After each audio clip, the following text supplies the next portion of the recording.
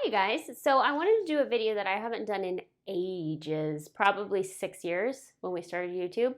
And that's what's in my current dance bag. So I figured we could update that. If you missed that earlier one with terrible sound and bad lighting and bad camera work, if you want to just go back and laugh, basically, I'll link it in a card for you. I'm laughing right there with you.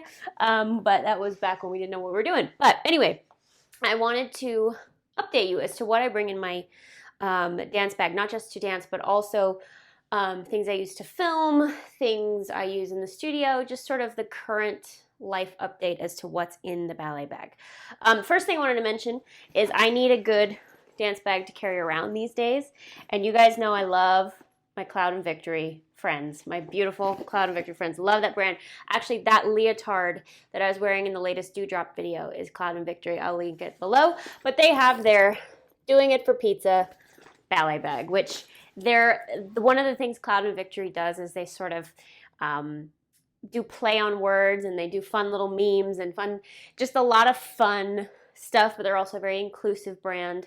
They're very environment conscious, but they're very inclusive of body types and race and everything. So I love them, and I love Mint, who is the head of the brand.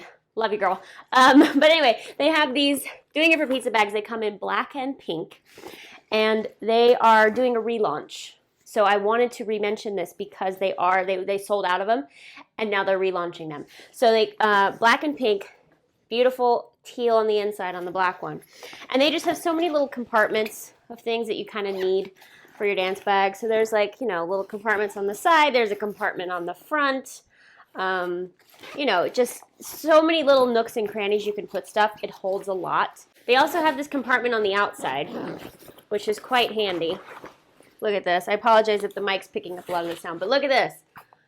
What I like to do is put dirty tights, dirty leotards in here, like once I'm done dancing, to go home. So it's not like dirty tights and dirty shoes and just dirty stuff. So they have a little outside compartment on the end as well. So I'll link everything below, but I love these Doing It for Pizza bags. I mean, it's just so funny. Just like, it's just funny. So I will link it below with everything else, but it's a great bag, very well made. They have it in black and pink. And go check out their leotards too, and all of their stuff. That, like I said, in the Dewdrop video, that purple leotard with the flowers was Cloud and Victory. So that's the bag as of late. So the other biggest question I've got recently is, what pointe shoes are you wearing? Because you guys have seen me both in Freeds and Suffocks. Well, the answer is both. So I switched to Freeds while I was in Miami for a while because Balanchine rep and the way ballet classes are taught in the Balanchine style, you need a really pliable shoe. But these problem with Freed, as lovely as they are to dance in, and as pliable as they don't last. So if I need a really harder shoe, or a shoe that needs to last more for classical rep, I'd say, I am in the Suffolk. And I don't know, I have no problem switching back and forth. I know that makes me kind of weird, maybe, but I do switch. I do still wear the Suffocks. I'm not totally out of them. But like, for example, in the Dewdrop video, I was in Freeds. And my little secret, of course, which maybe I should do a video on this, is that I wear Dr. Scholl inserts in the heels. I half the shanks, just so you know. This is what I do. I half the shank. I leave the little cardboard piece. Freeds have a cardboard piece. But I half the shank right at the seam of the shoe. And then I stick the Dr. Scholl insert into the heel. This is great if you have disappearing heels, when you feel like you have a lot of extra fabric and you can't figure out how to eat up the fabric. Use the Dr. Scholl. It's also great for shock absorption, for jumping. It just sort of makes life easier, especially if you have hyperextended knees. I don't know. Try it. Try it. I use it.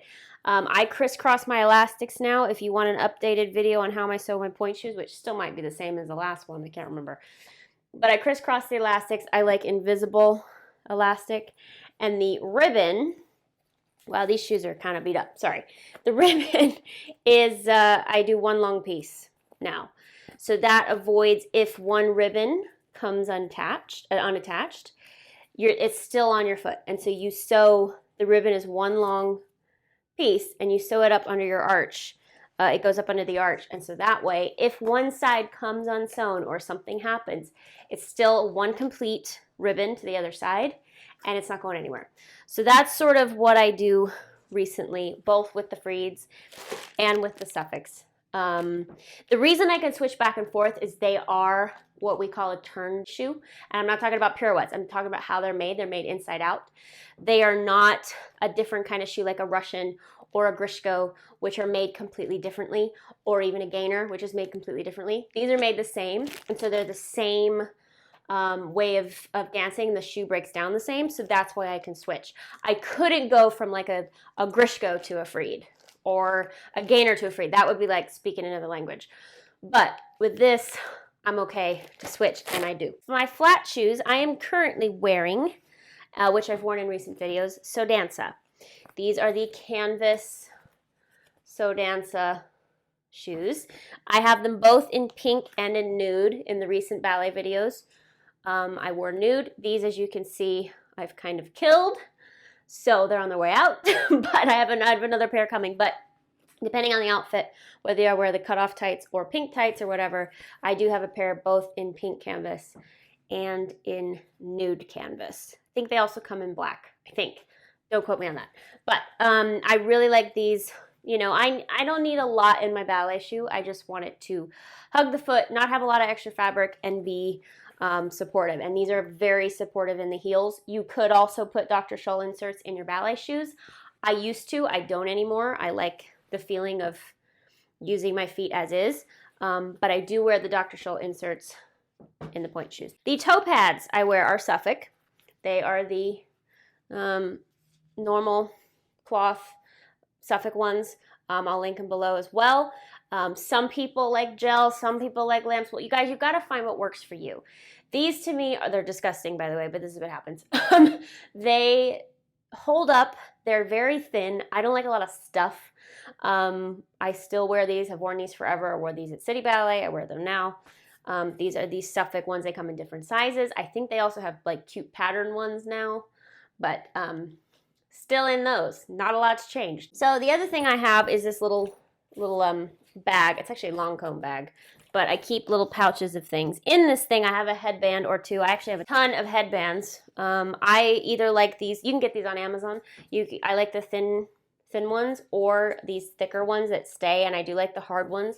For me, anytime I wear a full cloth headband or a ribbon headband, they just come off. I don't know, maybe it's the shape of my head or something.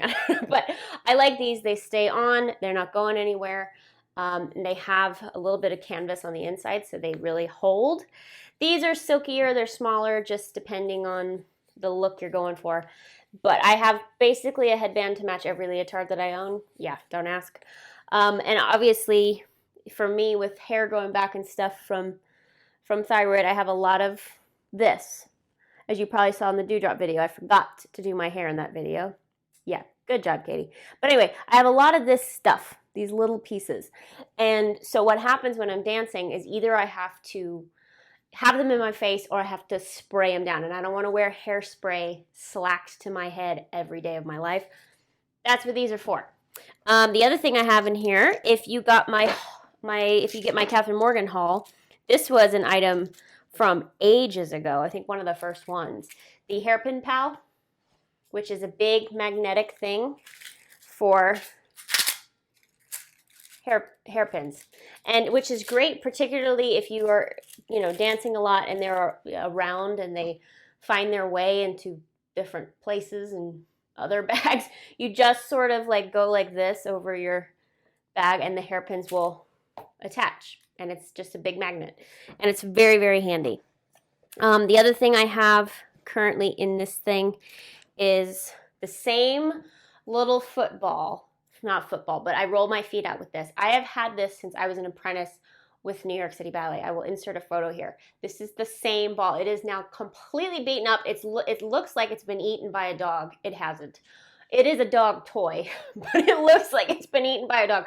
But I still use this thing. I have not found a better one from when I was an apprentice, and that was 17. So that was 15 years ago, and I still use this thing. And I also still use the Next Care tape. I have not found a better toe tape than the Next Care tape.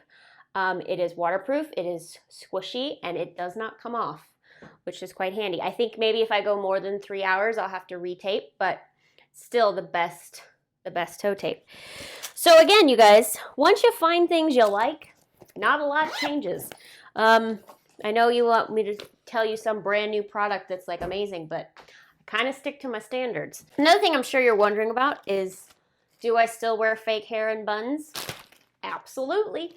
If I'm on stage and need a bun, this piece or shorter one. I have a shorter one and I have a longer one that pretty well matches. I've actually dyed my hair a little bit darker recently, so they match a little bit better now.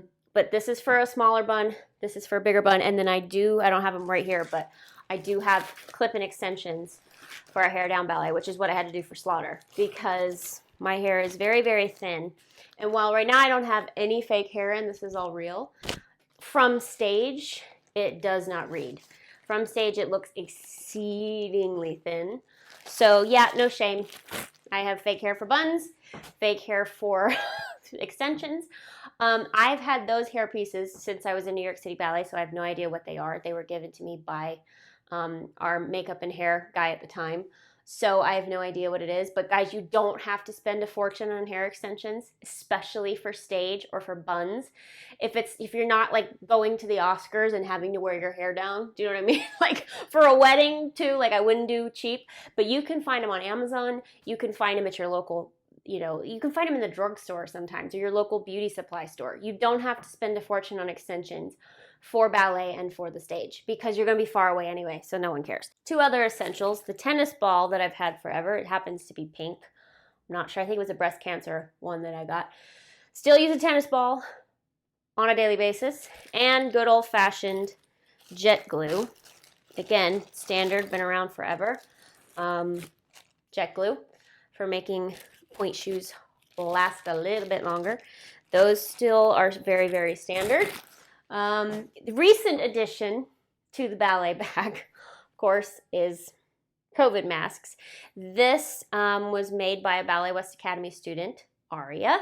Hi, Aria. She made Chris and I masks, and she makes a bunch. I'll link her below. She might be taking orders. We'll see. But she made Chris like a baseball one. It's like got baseballs on it. It's really cute. And she has all these different fabrics, and so she is sort of a little side business. Way to go, Aria. You know what I mean? Like she's kicking it, and she's making these little masks, and they're pretty, and she's got patterns and stuff. So I'll link her below. Thanks, Aria. You're awesome. But yeah, we've been wearing those, and these are, she has little filters in them. They are filtered, so it's cloth with a filter. And they've been working great. Another thing that has been around the block for me a long time now that they unfortunately don't make anymore. Brizhnikov had a line of dance wear at one point. He had back warmers, which I have somewhere. He has these little calf warmers. They're just like super tight leg warmers for your calves. So like if my calves or Achilles are tight, I wear those. I wear them under leg warmers because they're really thin. I kind of am one of those people that will layer up like crazy for class just to make sure I'm fully warm. Like, I don't know, I wear like at least 2 pairs of leg warmers and some pants and a sweater, and I layer up a lot to make sure I get warm, especially now for those of you in the over 30 club, 32, age-wise. You need to make sure you're warm, and it just prevents injury. I don't need to be in black leotard and pink tights for bar anymore. I make sure I am warm, so I wear these.